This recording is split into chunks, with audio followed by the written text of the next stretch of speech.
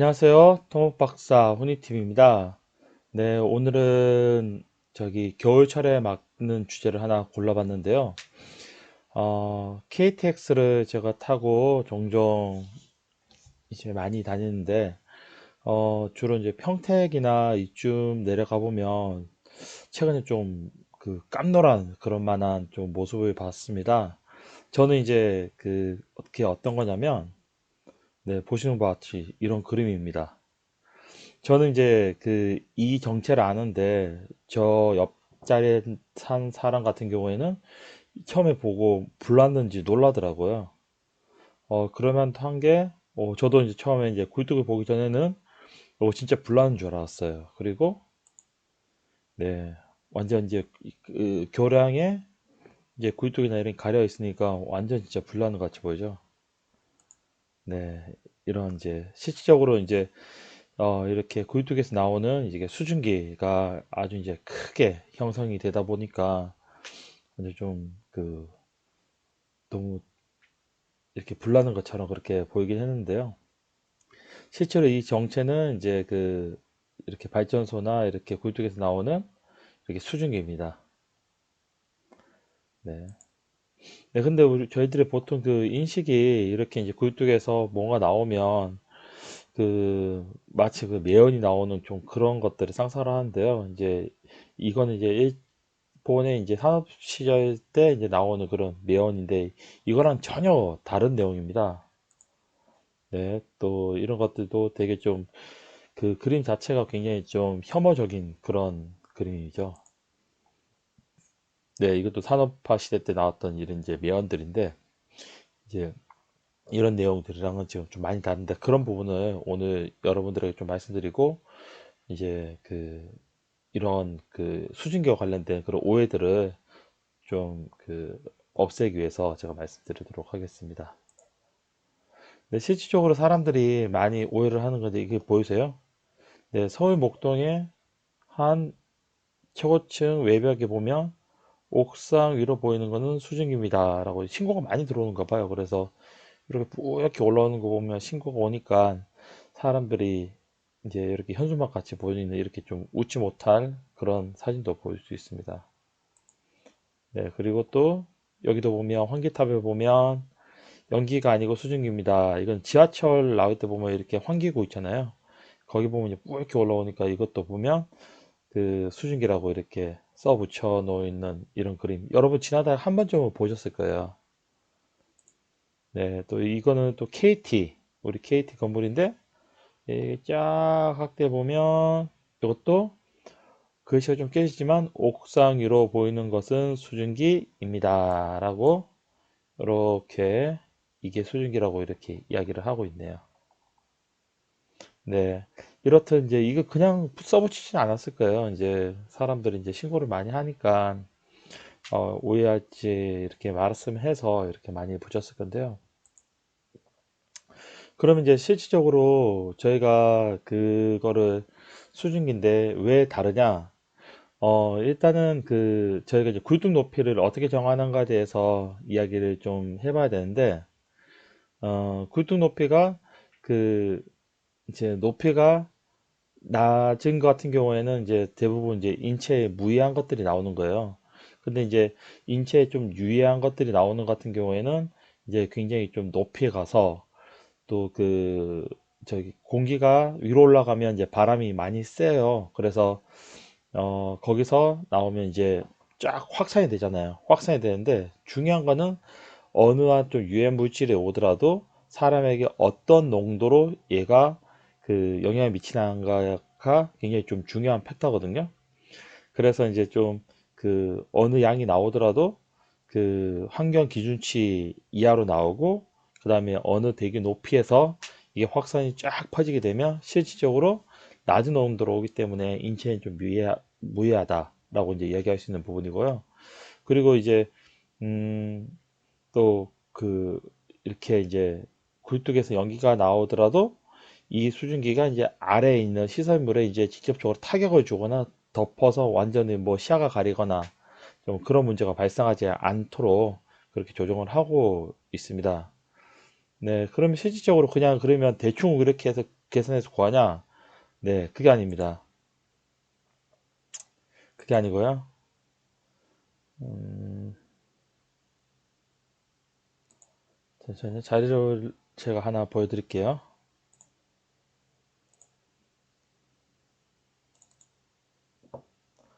네, 이거는 이제 월드뱅크 그룹에서 나와 있는 그런 이제 그 환경 관련 이제 문서인데, 그 월드뱅크가 왜 중요하냐면 얘네들이 이제 그 투자 사업도 많이 합니다. 그래서 저개발 국가나 그런 때 그 돈을 이제 이렇게 빌려줘서 그다음에 뭐 여러 가지 산업 시설을 그렇게 만든 그런 PF도 많이 하는데, 그때 그 국제 기구에 맞게끔 환경 기준에 정확히 맞춘 그런 설비를 해야지 자금 조달이 되는 거지.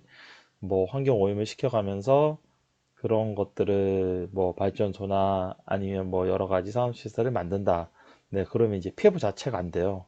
그래서 굉장히 좀 그 엄격한 기준을 제시하고 있고, 또 그 국제 기준에 좀 비슷한, 네, 그런 기구라고 이렇게 우리가 생각을 하면 됩니다. 여기서도 이제 스택의 높이를 또 있고 정하고 있고, 그 굴뚝 즉 스택의 높이가 그 저기 환경 쪽에 이렇게 포함되어 있다라고 여러분들이 이제 이해하시면 되는데요. 뭐 중요한 건 쭉 뒤로 가보면, 네,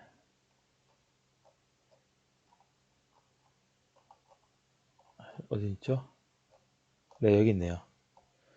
여기 보면 그냥 정하는 게 아니라 어느 사이트에 약 어느 정도 이렇게 기준이 거리가 있고, 거리에 약 한 1.5배 정도 이렇게 튀어서 굴뚝 높이를 정해야지 이 주변 시설에 영향이 안 간다라고 이제 이렇게 기준들이 이렇게 나와 있어요.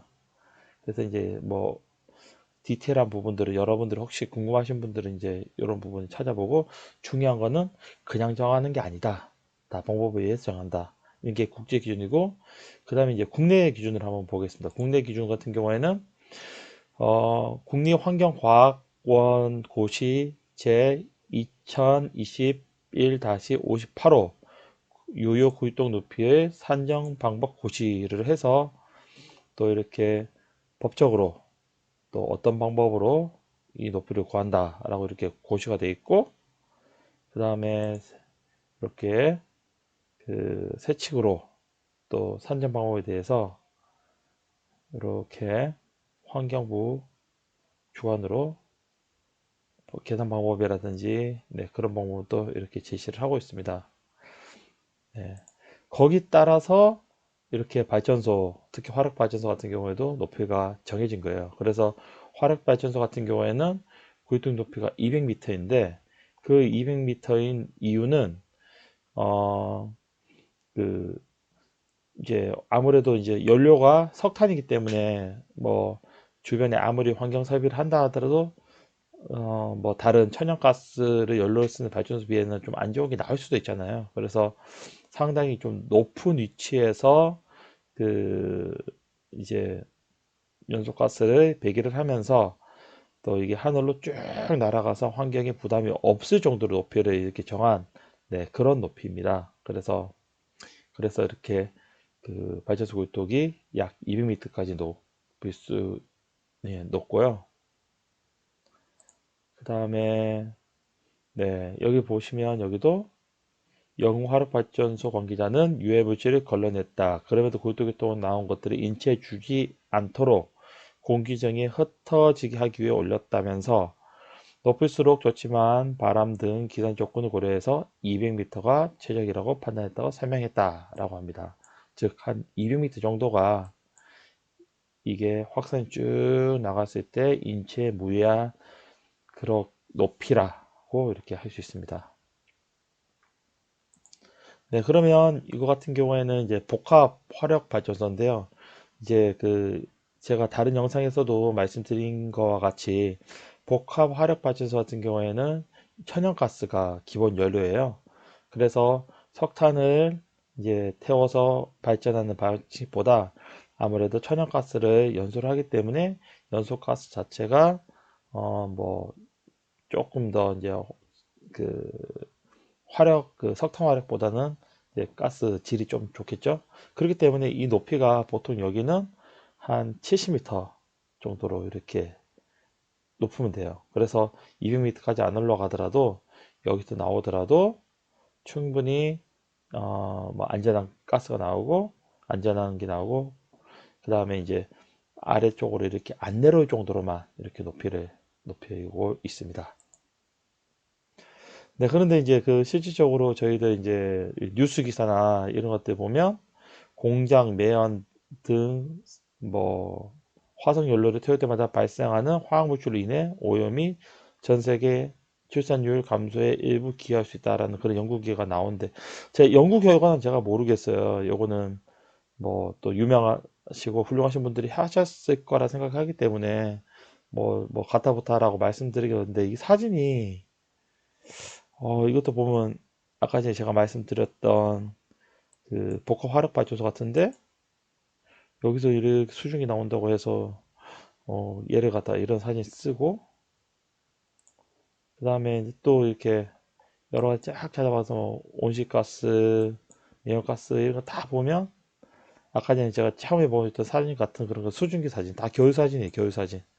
이렇게 싹 다 붙여가지고 좀그 오해할 수 있게끔 그렇게 좀 만들어졌던 것 같아요. 그래서 저희가 볼 때, 물론 이제 또 다른 기사를 좀 찾아보니까 그 수증기만 나온 줄 알았는데 알고 보니 여러 가지 이제 환경 위한 물질들이 나왔다라고 하는 이제 그런 기사들도 봤었어요. 근데 이제 그 기사가 이제 맞다 틀리다라고 판단하기는 저는 이제 어렵습니다. 어렵지만 다만 이제 제가 하고 싶은 말은 그 아까 전에 제가 말씀드렸던 그 뭐 월드뱅크 기준이라든지 또 환경부 기준이라든지 그런 기준들대로 여러 가지 설비를 갖추고, 그 다음에 환경 설비를 갖춘 다음에 또 굴뚝 높이, 스택 높이도 어느 정도 기준에 맞춰서 하면 사실 문제 될 게 전혀 없습니다. 근데 중간에 뭔가를 하지 않았거나 아니면 빼먹었거나 혹은 어, 그 능력이 없는 분들이, 또 영향 안 갖춘 분들이 잘 모르고 이제 여러 가지 엔지니어링 업무를 한다거나 그럴 경우에는 이제 그런 이제 사고들이 발생할 수 있고, 또 우리 국민 건강을 위협하는 그런 유해 물질이 나올 수가 있거든요. 그래서 제 생각에는 그래서 이제 이런 부분들을 좀 더 좀 철저히 해서 또 안전한 그런 산업시설들을 또 조성을 하고, 또 그런 바탕하에서 저희 나라가 좀 그 안전하게 발전되고 또 우리 엔지니어링 업계도 좀 잘 발전했으면 하는 그런 소망에서 사실 이 영상을 만들어 봤습니다. 그래서 뭐 다른 것보다도 여러분도 혹시 지나다니시다가 뭐 수증기 같은 게 이제 올라오거나 그다음에 굴뚝이 나온다고 해서 저걸 보고 와 매연이다 막 엄청나게 뭔가 잘못됐다 그렇게 오해하지 말으셨으면 좋겠고요. 그냥 오늘 제가 말씀드린 것 같이 그냥 수증기가 나오구나 하고, 혹시나 또 어느 기사에서 수증기가 나오는데 거기에 수증기가 아니고 이상하게 막 물질이 막 섞여 있더라 그러면 또 그런 것들은 냉정하게 판단하셔서, 또 그런 업체들은 완전 이제 그 페널티를 많이 줘야죠. 그래서 왜 그런다, 우리 국민 건강 위해를 줬으니까요. 그래서 이제 그런 부분에 또 바르게 여러분들이 좀 아셨으면 좋겠습니다. 네, 이상으로 영상을 마치도록 하겠습니다. 감사합니다.